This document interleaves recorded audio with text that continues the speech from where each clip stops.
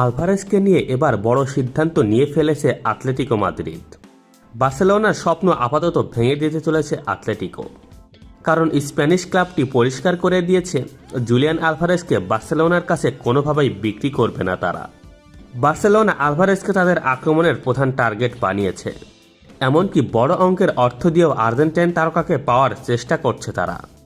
কিন্তু আতলেতিকোর অবস্থান একেবারেই পরিষ্কার, বার্সেলোনার মতো সরাসরি প্রতিদ্বন্দ্বীর হাতে আলভারেজকে তুলে দেওয়া হবে না। কিন্তু এখানে এসেছে সবচেয়ে বড় চমক, আর্সেনালের জন্য নাকি দরজা খুলে দিয়েছে আতলেতিকো। সর্বশেষ রিপোর্ট অনুযায়ী প্রায় 150 মিলিয়ন ইউরোর প্রস্তাব পেলে আতলেতিকো আলভারেজকে আর্সেনালের কাছে বিক্রি করার বিষয়টি বিবেচনা করতে প্রস্তুত।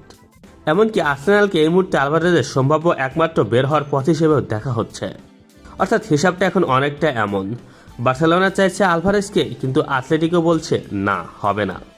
অন্যদিকে আর্সেনাল 150 মিলিয়ন ইউরো নিয়ে এলে আতলেতিকো বলছে ভাবা যেতে পারে।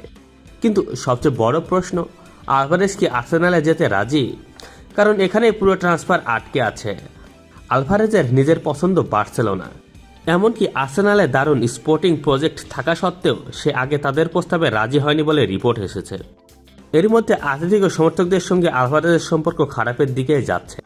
ভিয়ারিয়ালের বিপক্ষে ম্যাচে তাকে দুয়ো শুনতে হয়েছে, আর ম্যাচ শেষে একা টানেলের দিকে চলে যাওয়ার ঘটনাও ব্যাপক আলোচনার জন্ম দিয়েছে। তাই এখন আলভারেজের সামনে মূলত দুটি পথই খোলা, আতলেতিকোতে থেকে যাওয়া অথবা বার্সেলোনার স্বপ্ন ছেড়ে আর্সেনালের পথে পাড়ি জমানো। আতলেতিকো বার্সেলোনাকে দরজা বন্ধ করে দিয়েছে, আর্সেনালের জন্য দরজা খুলে দিয়েছে 150 মিলিয়ন ইউরোর শর্তে। এখন শুধু একটি সিদ্ধান্তই বাকি, জুলিয়ান আলভারেজ নিজে কোন দরজা দিয়ে বের হবেন। ট্রান্সফার উইন্ডো বন্ধ হওয়ার আগে এই গল্পে আরও বড় বিস্ফোরণ ঘটতে পারে।